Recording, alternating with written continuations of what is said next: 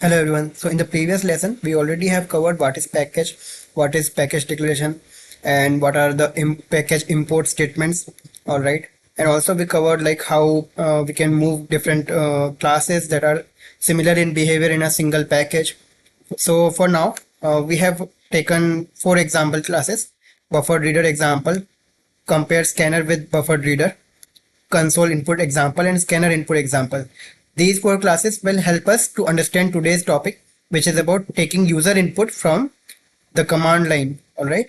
And we have we have collected all these 4 files inside a package user inputs with CLI. Now, since they are inside a user inputs with CLI package, so I have made a declaration here on the top: package user input with CLI. All right. Now, taking the first example, which is buffered reader example.java. So step 1, create object using either system.in for CLI input, or else file path for file inputs. Okay. But for file path inputs, we will do it later when we will cover the IO operations. Okay, that will be a later subject, or we can say later lesson in this Java tutorial. Okay. For now, let's focus on the command line inputs only. So step 1 is create input stream reader object using either system.in. So for now, we take the system for CLI input. Okay. Next step is step 2. Create buffered reader object using input stream reader object. Here we have the object referred with ISR, so we pass ISR here. Okay. Then step 3, read the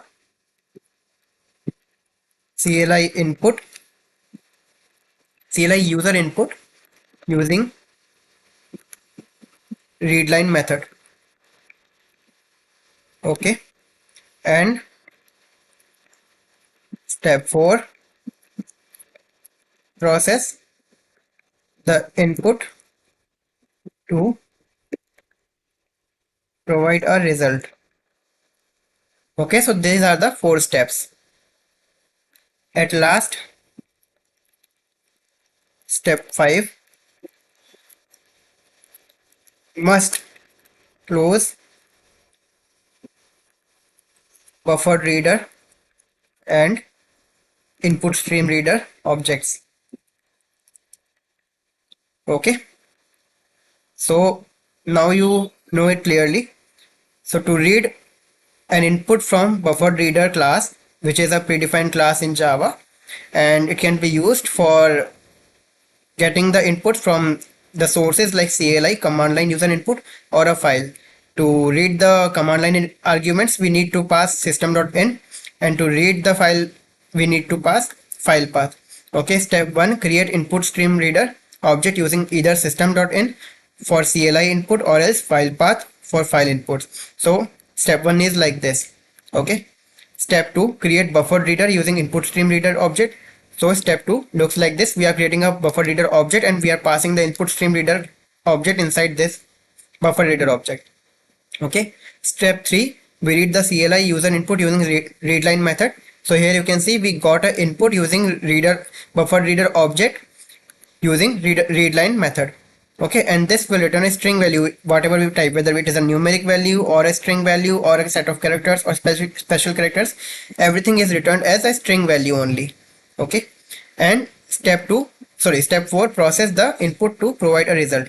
So here we process it, and simply we are passing this value inside a string concatenation, hello and your name. Okay. And step 5, must close buffer reader and input stream reader object. So we close the buffer reader object and input stream reader object. Okay. So that was about buffer reader example. But here you might ask one question. Okay. For example, like I want to take an input from command line, but what about the password? Okay, instead of this, if I needed a password, so how will I read that? Because it's not good if password is visible when you are entering, right? It's visible. Anybody can see this from behind. If they are standing behind you, they will know what password you are typing. So it's not a good password, right? So in that case, what to do? Okay. So this problem has been solved by console input. Okay. So we have a console class in Java. Console class in Java is used to read user input from CLI console only. It does not work with IDE CLI. Okay. Buffered reader was able to work with IDE CLI also, but console input it does not work with IDE CLI. So we must use command prompt for this program. But the advantage is when reading password in CLI, it reads securely without displaying the password in console. Okay, so I have created a program here. I get a object of console, but here you may see that we are not using, or we are not creating the object using new keyword like new console, something like that. No, we are not doing like that. Why? Because to get the console object, we need to call a method console method from system class. System is also a predefined class. It has a method console. It will return us the console object. Okay, and the console class exists in java.io, just like the buffered reader, IO exception and input stream reader were available in the java.io package. Similarly, console class is also available in java.io package. Okay, so if we got the console object, that means it is not equals to null. Okay, we have some object, it's not equals to null. Okay, in that case, string username equals to console.readline. Just like the string buffered reader, we have a method readline here also for console to get the username. Okay, and it will also return the string as similar to buffered reader. But here is the advantage. Console class also has another method read password. Okay, this reads the password from CLI, but it will not display the password when you are typing it. Okay, and to process the input, I am simply printing the input values directly right now. Okay, so read password will return a character array. To convert a character array into a string, we simply need to pass the character array value inside a string object. Okay, so let me run it here. What do I get? It says no console available. Why? I already mentioned that it does not work with IDE CLI. This is a IDE, IntelliJ IDE.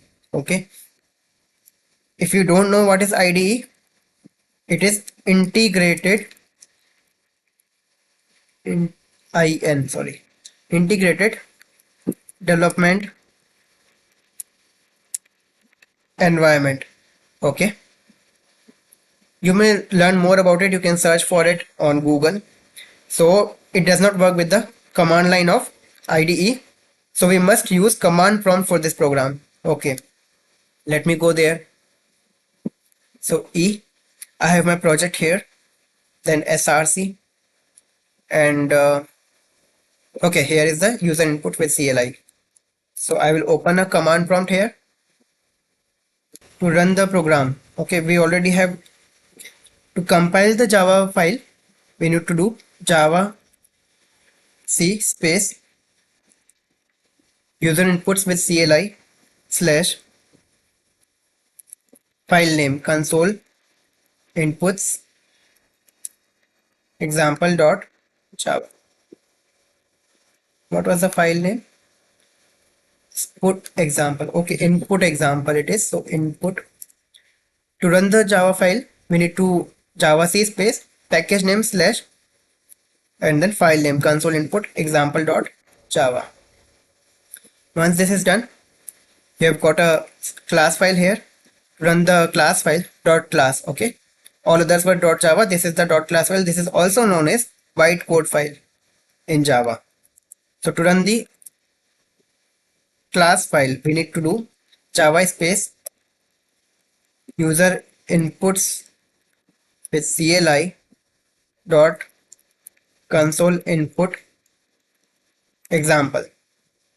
Okay, this is the same thing that was in the package declaration also, user inputs with the CLI. And then we do dot because this class is inside this package, and then console input example. Now it asks for username. So let me type it Dhananjay. Let's say Dhananjay only. And I'm typing password. You will not be able to see this because password is always secured. Okay. So let me type it. So I have typed safe code. SAFECOD, safe code. But you are not able to see this because this was a password and it was being read not with the read line method but with the read password method. Okay. Now once I enter, it will show you the output username Dhananjay password safe code. You see. So at the time of input it is not visible. Okay, but you can process it. Now you could process anything in it. You could simply see if it is available in the database or not. But those things are in the advanced level. We will talk about it later when we are learning. Okay, but just to show you that how password works, the read password works, that's why I gave you this example. Okay, so this was about the console input, and now I will show you the scanner class. So scanner class in Java is inside the java.util package. Remember, BufferedReader was in java.io, console was in java.io, but scanner class is in java.util package. Okay. It is also a predefined class in Java and is used to read input stream from a source. This source can be a CLI user input or a file. To read from CLI, we should pass system.in. To read a file, we should pass file path. It works with IDE CLI also. Okay. But the advantage, we have specific methods for all primitive inputs, so no need to explicitly typecast. So for this, we need to create a scanner class object, scanner scan equals to new scanner, and pass system.in. It's same like here. Okay, you are getting an input stream reader system.in. You have new scanner system.in. Okay. So after this, I am going to take an input of type byte input. So byte input is equal to scan.next byte. Okay. Byte, and then we have short. For short, we have next short but method. For int, we have next int method. To get an input of long type, we have a next long method. To get an input of float type, we have next float method. To get an input of double, we have a next double method. To get a boolean input, we have next boolean method. To get a string without white space, okay, without any white spaces in between, we use next method. But to get a string with white spaces, we use next line method. Okay, just like read line in buffered reader, we have next line method here.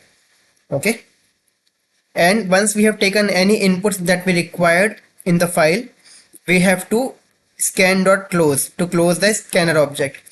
Similar to we used to do reader.close to close the buffer reader or input stream reader objects. Same, we have to close the scanner object as well. Okay. So let me show you. Here's a glitch in this program, but I will show you that later.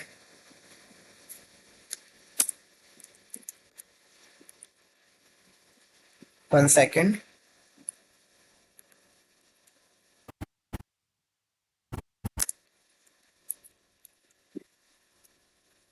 Okay, let me run this program.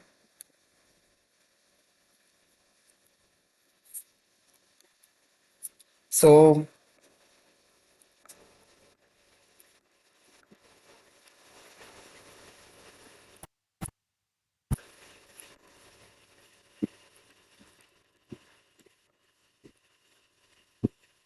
now this is saying enter string input without white space. If you enter a white space, the string input will be trim after first white space occurrence.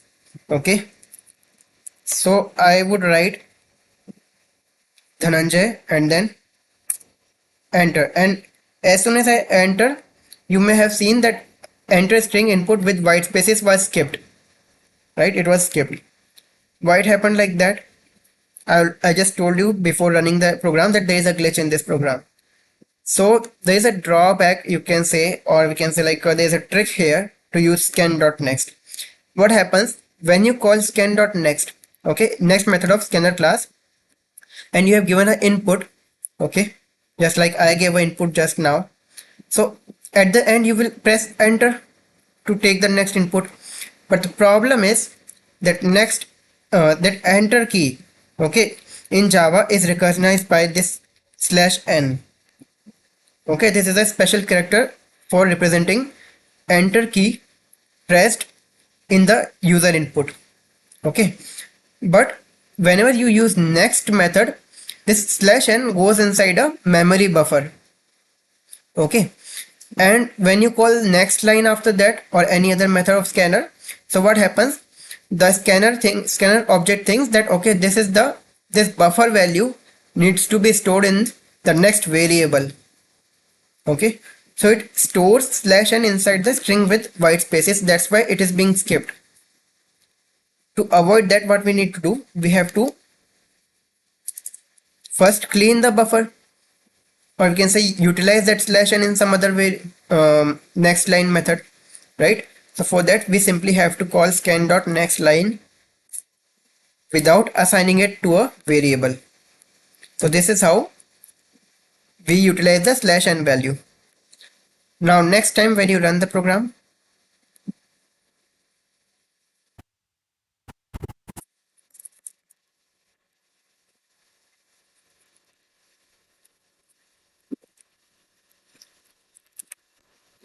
now see, I'm going to give Dhananjay, and now if I enter, it will not skip the string with white space. It is going to take the input. You can see I got all the values correctly. Byte input is 1, short input 2, integer input 3, long input 4, float input 5.4, double input 7.3, boolean input true, string without white space Dhananjay, and with white space Dhananjay space. Okay, this is the white space we were talking about. Dhananjay space Radhanpura. What happens if I try to have white space in the without white space, or we can say like white space in the next method?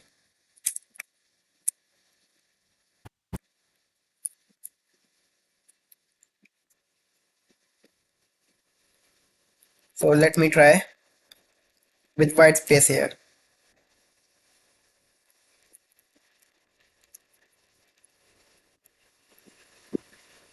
You can see after the first white space it trimmed the value. Okay, it didn't take the space Radhanpura here. It only took the first value before first white space. Alright, but here it is taking the full value including the white space. So that is the difference between next and next line. And whenever you call the next method, remember to call next line without assigning it to any other value. Okay, now one more question. Let's try what happens if I try to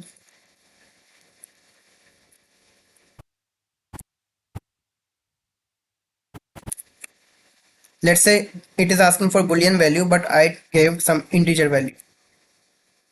Okay, you can't do that. That means it is not taking all the values here as a string. Like buffered reader, it was always taking any value, even if it is a number, it was taking it as a string only. Okay, but here you can't do like that. All right, it will give you an exception and the program will not run. What exception? Input mismatch exception, right? Let me try one more thing.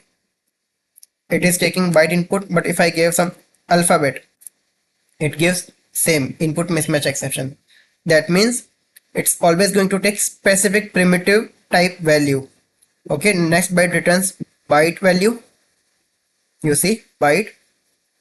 Next short returns short value. Okay, so everything returns its specific values. Float returns float. So this is how it works. Okay, so that's one advantage. Now why do we need these methods like this?